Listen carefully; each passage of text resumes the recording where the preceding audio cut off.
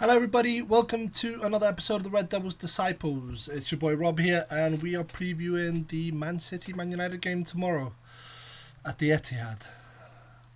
Second place Man City against sixth place Man United. But let's be honest, this is second place Man City, but this is treble winning Man City. This is the most dominant team we've seen this decade, probably. Let's be honest. Yeah. So I am excited and absolutely fucking terrified at the same time. City chasing Liverpool, trying to catch up to them. You know, if they win tomorrow, they go a point below Liverpool. And we are basically chasing Spurs and Villa, who both won today, coincidentally. We can't afford to drop points, but let's be honest here. We're at the Etihad. Are we going to win this game? Very unlikely. As long as we come out of there showing a bit of pride, showing a bit of effort, showing some heart, and we don't get absolutely demoralised and basically destroyed, I think it's a win for us. But it does also mean that we write this game off. We're 11 points behind fourth place, which is a massive ask to do in the last 10 games of the season. But again, this is Pep Guardiola's Man City. Pepito has his team trained, let's be honest. Right, so looking at the press conference, there were a lot of questions. You know, there was a focus on Bruno, which I'm quite frankly, I'm bored about this narrative that Bruno is a whiner, a moaner, dives on the floor. We know what he's like. That's just Bruno. He's very passionate. He plays with his heart on his sleeve. Again, I want to focus, bring to attention. Like you look at La Liga, you look at any sort of South American teams, Hispanic type team. That's how they play. They play with the heart on the sleeves. They will do anything to win. You know, they will give it their all essentially. But I'm not going to focus on that. I'm going to focus on other aspects of the press conference. You know, he was asked, how do you convince your players you can get a result against this Manchester City team? This monster Manchester City team, let's be honest. And Eric Ten Hag just said, our form. He said, there's something happening in training and I can sort of feel it in the air. We won 6 from 7, or 7 from 8, should I say. Been on a bit of a run. We've lost 1 since the turn of the year. We're now, in March? So in 2 months, we've lost 1 game. We've won every single other game. Doesn't mean that Man City are doing any worse than we are, because they're pretty much on a similar run, but they haven't lost. So where do you put this? And they're fighting for the title. But he was asked about any fears that he had, you know, about Manchester City and how he was going to line up and what we were going to do against them. And he gave quite a respectful answer. You know, he said, we know what they are, you know. We know their record speaks for itself. He talked about their trophies. I mean, this is a treble-winning team from last year. And he said they're in great form, but we look to ourselves and we're in good form too, and we're going to go there and give it a go, is basically what he said. But he did mention that players need to give their best performances, which is true. In order to just compete, never mind win the game, to compete, we need to give our best performances, which is going to be a big ask at the moment. But yep, it's asked if it was a defining week for Manchester United's season in general, and he said no. He was like, without any hesitation, said, look, we've got the FA Cup to play for, which we've been drawn against Liverpool, which great news for us, and we've still got lots of games to go, and quite frankly, this is just one game, and we can still go on a run, still make a charge for those top 4 places, you know. But looking at Pep Guardiola's formations, he plays 4 at the back and defensively, and then when they sort of transition to offensive, they go 3 at the back with the 2 sort of centre backs on either side, almost acting as wing backs, and Ruben Diaz sort of kind of hangs there pretty much, and John Stones shifts into midfield next to Rodri. So they morph into sort of a 3-2-4-1-ish formation with the focal point obviously being Haaland, and we saw what Haaland can do recently when he got a hold of Luton and absolutely destroyed them. And unfortunately for us, it looks like Haaland is finding his form at the wrong time for us, you know. So he's going to be quite an exciting prospect to watch for a neutral, but absolutely terrifying for Manchester United fans. So it's going to be interesting to see how he does, not how he does, how Varane and Lindelof or Evans or whoever starts at centre back does against him, pretty much. But they do transition too far at the back when they're sort of defensively. So it's a very free flowing sort of tactic where when they're offensive, players go forward, but then they're really disciplined and getting back when they're the team is defending. But it also might mean that we may have a few gaps that we could try and exploit on the counter attack, which is what I expect us to do, quite frankly, at the Etihad tomorrow. If you're looking at how many goals scored, there's no comparison in the Premier League. We scored 36, they've scored 64, almost double what we have. And they're absolutely ruthless with the ball, and they're absolutely ruthless in front of goal, and that worries me a little bit. In terms of conceded, again, you can't really compare us. We conceded 36, they've conceded 24. So literally, they have conceded 2/3 of the goals that we have this season, and we're doing quite well in goals conceded, but they're doing so much better. This is going to be a real tough ask, guys. So for Man United fans, this is going to be a really tough watch for us.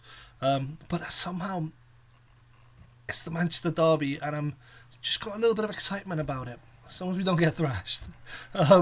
In terms of form, United's form in the last 5 is 4 wins, 1 loss. Away games is 5 wins in a row. We actually have 6 in a row away games, wins in a row. But again, this is Manchester City. Last 5 for City, though, are 4 wins in general. 4 wins, yeah, and 1 draw. And then home games is 4 wins, 1 draw, too. The last 10 between us is... City's last 5 in general is 4 wins, 1 loss. And then obviously home games 4 wins, 1 draw. Last time between us is 3 wins for us, 1 draw, and 6 wins for City, including the last 2 matches that we've been beaten by City. And beaten quite comfortably, let's be honest. It's not been a close battle. It's been very much City have been dominant against us. So it's not a great record. So it's one of those games where if you looked at the last few Manchester derbies, City have really been up for them. And we've got to match that energy and sort of surpass it tomorrow if we want to stand a chance of pulling up an upset. Because let's be honest here, we are not the top dogs anymore in this rivalry. We are the ones trying to play catch up.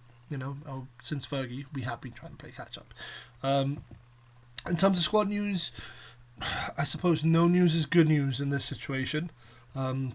I don't think we could handle any more injuries, but there's no returners, so we've still got Shaw, Martinez, Rasmus, Mount, Aaron Wan-Bissaka, Maguire, Malacia, Martial, all of these guys out. So we go with a very similar team to what we had in Forest, and that's what Ten Hag said in the press conference. We go with the same team we had at Forest, which, we could have some better news with some returners, but at the end of the day, at least it's not bad news, and we're used to getting bad news at the moment with injuries. The squad that I would pick, I would obviously go with Onana in goal. I think he's our best option. He's actually been playing pretty well lately. Hopefully he can keep that form up tomorrow. And maybe he can pull out one of these world-class performances that we saw in the Champions League for Inter Milan last year. In front of him, I've gone with Lindelof at left back. I've actually gone with Johnny Evans and Varane at centre back and Dalot at right back. Why have I gone with Johnny Evans instead of going with Amrabat at left back? Real simple. I think that Amrabat looked completely out of place at left back. On the weekend, midweek, and it looked like a Phil Foden will expose him a lot more than Alanga would, and I'm quite nervous to have Phil Foden go up against Amrabat, to be completely honest. Whereas I think Lindelof had a very good game midweek, and I fancy Lindelof a little bit more against Foden than I do Amrabat.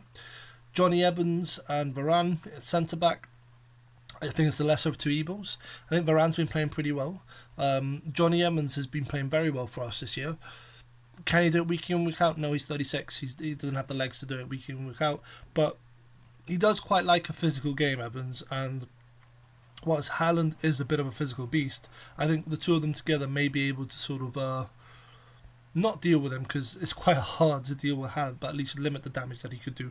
And then obviously at right back we've got Dalot, who's going to be going head to head with Doku essentially, and I think the best thing that Dalot could do is try push him up the field, but then he needs to be very conscious of the fact that Doku is absolutely rapid, and on the counter attack will really punish us if we're not careful. In front of him I've gone with obviously Casemiro and Menu. I think this is going to be a real big battle where you got De Bruyne there, you got Rodri in midfield, you got You probably have Bernardo on the right wing, sort of coming in. So it's going to be a real tough battle for these guys, and they need to be really switched on for the whole of the game. I think any lapses defensively at any stage in the game will be punished. So we need 90 minutes of concentration. In front, I've gone with Bruno. I'm going to say we need Bruno tomorrow, but we don't need. Rather, we need the best version of Bruno. We need him to be spot on with everything that he does, because he could be the key tomorrow to hitting on the counter attack, playing balls in behind, quick turning around from defensive duties and exploding on the offensive. So I want to see more. I want to see Bruno there tomorrow and sort of see the best of him. On the wings, I've gone with Garnacho down the left and Anthony down the right. I think Garnacho sort of disappeared a little bit midweek, but we know he's very dangerous and he could bring something that's sort of X factor to our offensive side, And Anthony actually played a decent game. Not amazing, but what Anthony will do, he will track back and he will help Dalot against Doku. And we're going to need that tomorrow, to be quite honest with you. And then in front of them, I've gone with Rashford. Now, Rashford released a pretty revealing, from his perspective, interview this week where he was talking about how he wants to set the record straight and how he cannot just stand by and watch people say that he doesn't care about the club and how much he loves the club.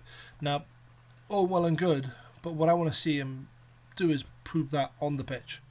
I'm not interested in interview talks. I'm not interested in your social media points. I'm not interested a post, should I say. I'm not interested in any of that stuff. What I want to see is on the pitch, you chasing every damn ball that you can chase. Close down defenders, track back to help defensively. On the counter, explode with the runs forward. That's what I want to see from Rashford. And I'm hoping that's what we're going to see tomorrow. Show us in the game how much you want to be here. No good going on a forum or to a show and talking about how much you love Man United. That means nothing to us. Okay, you're born and bred. You're one of us. You came through the academy. Show us on the pitch. Show us how much you mean to us. And that's what I want to see from Rashford tomorrow. And I think the only difference that Eric Ten Hag might make is just bringing that Amrabat back to left back. And then pushing Lindelof into centre back. That's the big difference I could see. I could see him trying to put in McTominay in there at some point. But I think Mainu and Casemiro suit this game more than playing Casemiro and McTominay. McTominay disappears at times in midfield and we cannot have any passengers in the midfield tomorrow. Rodri will punish us. De Bruyne will punish us, and I really can't emphasize enough how much of a battle this is going to be. So what do I think the score is going to be, or what do I hope the score is going to be? I've gone with a 2-2. I've gone quite positive. I think there's going to be goals. I think to not think there's going to be goals is just foolish and ignorant of me to say. But this almost feels a little bit like Mission Impossible right now, going to the Etihad and trying to steal anything we can from this game. And the fact that I'm referring it to in this way shows how much we've fallen from the great Man United sides of the 90s and the early 2000s. But I'd take a draw. I would take a draw. It's going to be a very tough game, but I believe we can snatch something. I think on the counter-attack, we could hit them. We've shown that we play better against teams that push up on us and we hit on the counter. But what's going to be vital here is that initial 10-15 minutes. They're going to come out and explode onto us like they did last time and the time before. If we can survive those 15-20 minutes, we'll be in a good place.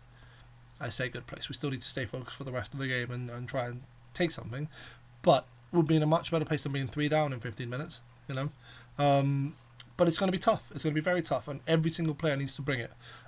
My concern, obviously, is the left-back position. I think Amrabat got exposed for pace down the left-back, and whilst Bernardo isn't the quickest of right-backs, I don't think Pep for 1 second has looked at that and thought, you know what, let's not exploit that. So I could see Doku switching wings at some points and coming up against him. Doku played left wing and right wing previously, so I could see him doing that. I suppose the big concern is how our centre backs are going to handle Haaland and who we go with there. It's that catch-22. We throw Lindelof to the left to deal with either Bernardo or Foden or whoever they go with on the right wing, which I reckon is probably going to be Foden, let's be honest, and probably bring Bernardo into the midfield a bit more. it's one of those where I think Lindelof will do okay against Foden, but I think we'll be exposed in the centre back position. If we can move Lindelof into centre back, I think Amrabat will struggle against Foden. So it's that catch-22 of what do we do, what's the right decision. But my 3 points for tomorrow are: 1, discipline. Attackers 1, defenders 1. You need to know your roles and do your roles to absolute perfection tomorrow for us to come out with anything less, and we will lose this game. And we all know that once 1 or 2 goals start going in, this Man United side has been guilty of putting their heads down and sort of throwing in the towel, down in tools and just letting the goals fly in. And that's the last thing we need to happen at the moment, especially with the fact that we've been gaining momentum since January. So again, discipline, number 1. 2 is play without fear. If we play with fear against this team, we've already lost. If we try and go, as crazy as it sounds, punch for punch with them, and just do it in a disciplined way, we stand a much better chance than just, being scared of attacking them. If we can attack them, get a goal early, and then sit back, let them come onto us and then hit them on the counter, we may stand a chance of getting something. So, play without fear. What have you got to lose? Everyone else has written us off already. There's not a pundit or a fan other than Man United fans that believes we can win tomorrow. What's the pressure now? There is none.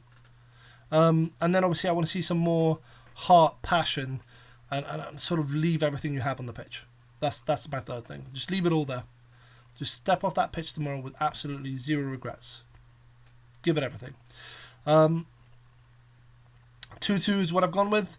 I do have to say, unfortunately, tomorrow I am travelling, which means that I may struggle to do a post-match. I will try my best to do it, but it may not happen. If it doesn't happen tomorrow, what I'll do is I'll address it when I do get the chance or when I make the next video. It's a tactical move, obviously, on my part.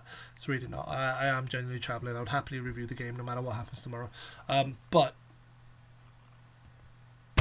I wish us the best of luck. It's exciting. It's the Manchester derby. How can I not be excited, even though we're not favourites or everyone's writing us off? As a United fan, these are the fixtures you kind of want, don't you? But yeah, guys, best of luck to us. Don't forget to like, share, subscribe, turn on notifications. And I'll see you tomorrow, hopefully after the game.